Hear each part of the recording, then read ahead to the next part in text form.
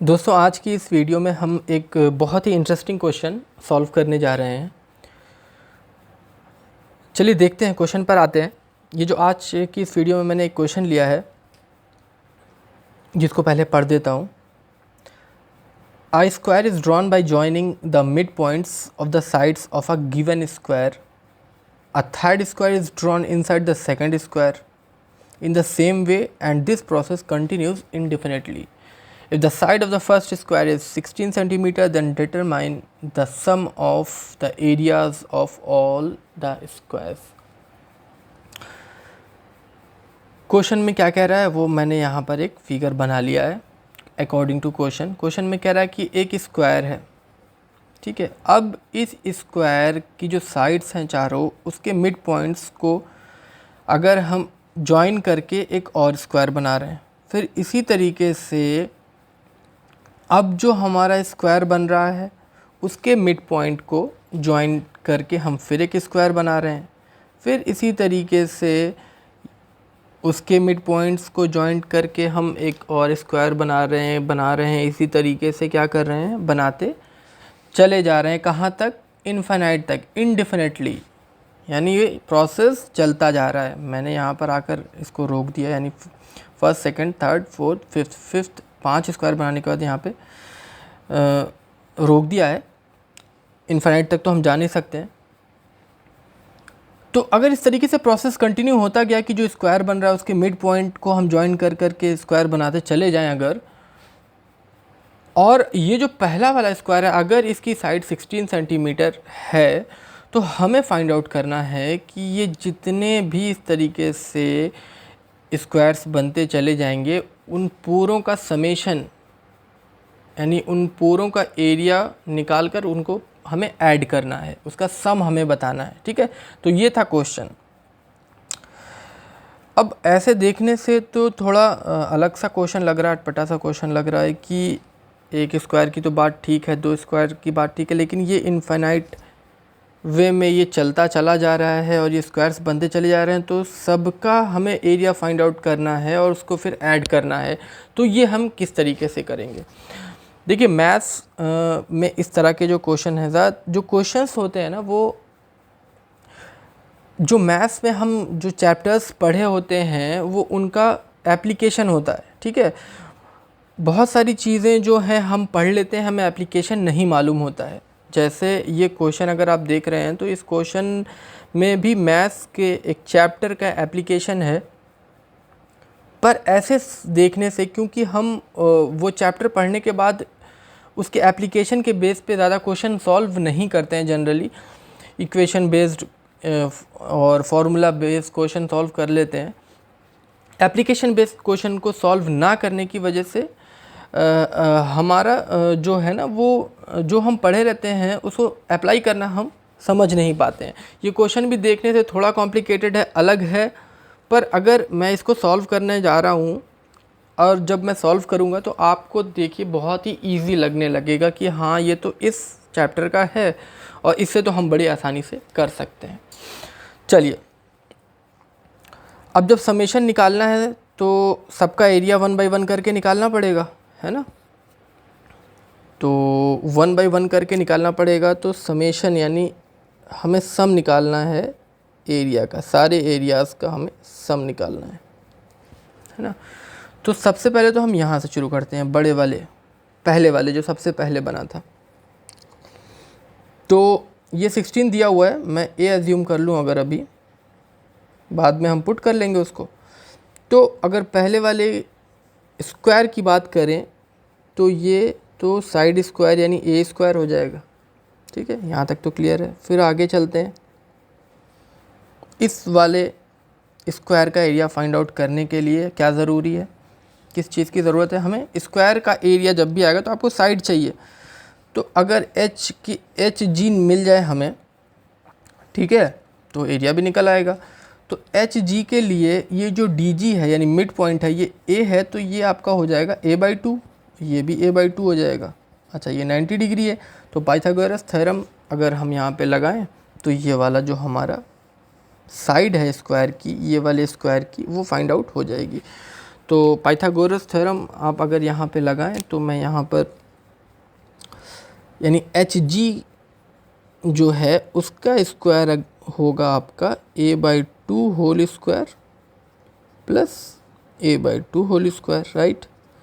अब ये हो जाएगा a² / 4 प्लस a² / 4 और एलसीएम ले लें 4, तो इसको सॉल्व करेंगे तो a² / 2 आ जाएगा, यानी एच जी जो आएगा आपका a/√2 आ जाएगा।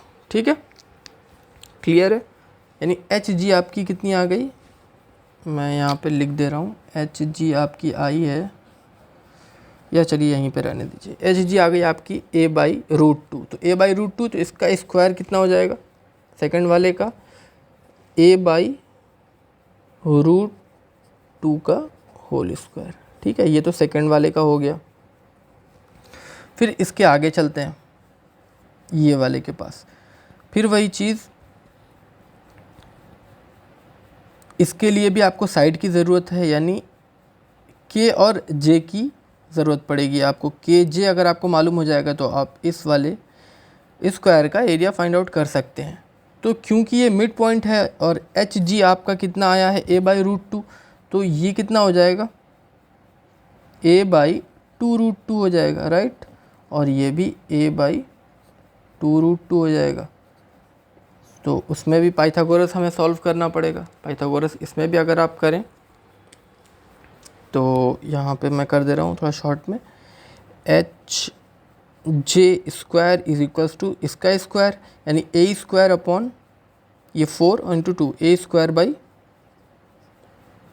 / 8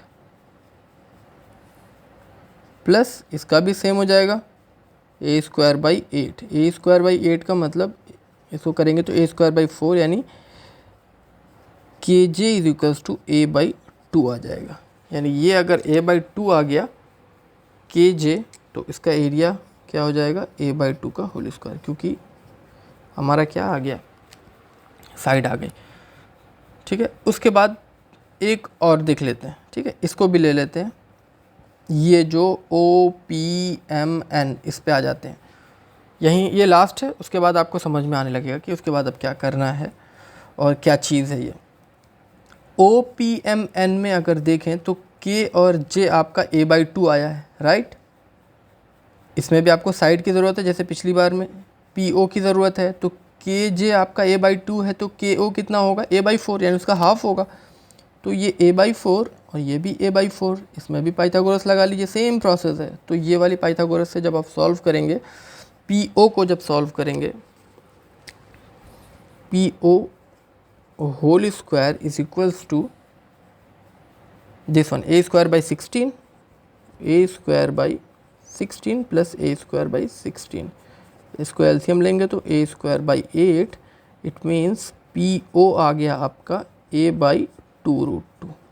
ठीक है, जब PO a/2√2 है तो उसका एरिया जो होगा इसका साइड स्क्वायर होता है a/2√2 प्लस ऐसे ही ये इन्फिनिटी तक चलता चला जाएगा। हम पूरा सॉल्व करने नहीं जा रहे हैं। ठीक है, चलिए इसको सॉल्व करते हैं।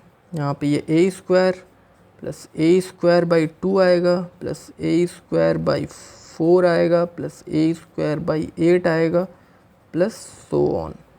यहाँ पर a² अगर आप कॉमन लें तो 1 plus 1/2 plus 1/4 plus 1/8 plus so on infinity तक। ठीक है, अब देखिए आपको ये पूरे इन्फिनिटी तक जाने की ज़रूरत नहीं है, आपने यहाँ पे इन्फिनिटी तक लिख दिया। अब आप यहाँ पर देखकर बता सकते हैं कि ये क्या है, ये एक ज्योमेट्रिकल प्रोग्रेशन है, यानी जीपी सीरीज़ है। यानी आपने जो AP GP पढ़ा था वो यहाँ पर GP आ गई, और ये GP आपकी आ गई क्योंकि इसमें सब में 1/2 से क्या है मल्टी डिवाइड किया गया है। हाँ देखिए डिफरेंस जैसे AP में। अच्छा, जब आपने ये आइडेंटिफाई कर लिया कि ये GP है और इन्फिनिटी तक है, तो इसका समेशन निकालने के का आपके पास एक GP का फॉर्मूला होता है कि जो समेशन होता है इन्फिनिटी सीरीज़ का वो a/1 - r होता है। ठीक है, तो यहाँ से आपको साफ साफ दिख रहा है ए स्क्वायर ए अपॉन ए 1 है यहाँ पर, 1 माइनस आर, आर यहाँ पे 1/2 है। इसको थोड़ा सॉल्व कर लीजिए तो ए स्क्वायर, ये तो पूरे यहाँ तक 1 माइनस 1/2, 1 में से आधा घटाएंगे तो आधा ही आएगा, तो 1 अपॉन 1/2, ठीक है। ये 2 आपका कहाँ चला जाएगा, ऊपर चला जाएगा, तो 2a स्क्वायर। इट मीन्स 2, अब a की जो वैल्यू दी हुई थी 16 सेंटीमीटर, वो यहाँ पे पुट कर लीजिए, राइट। और इसको थोड़ा सॉल्व कर लीजिए, सॉल्व कर लेंगे तो आपका आंसर आ जाएगा। 16 का जो स्क्वायर होता है, 16 का स्क्वायर 256 होता है, 2 × 256, इट मीन्स आपका आ गया 512 सेंटीमीटर स्क्वायर। तो देखा, इस तरीके से देखने से क्वेश्चन बहुत ही थोड़ा सा अलग लग रहा था, समझ में नहीं आ रहा था, लेकिन जब हम करने बैठे और यहाँ पे समेशन स्टार्ट किया तो हमें अंदाज़ा हो गया कि हमने जो ज्योमेट्रिकल प्रोग्रेशन पढ़ा है वो ज्योमेट्रिकल प्रोग्रेशन का क्वेश्चन है ये, ठीक है। तो इस तरीके से हम इस तरह के क्वेश्चंस को सॉल्व कर सकते हैं।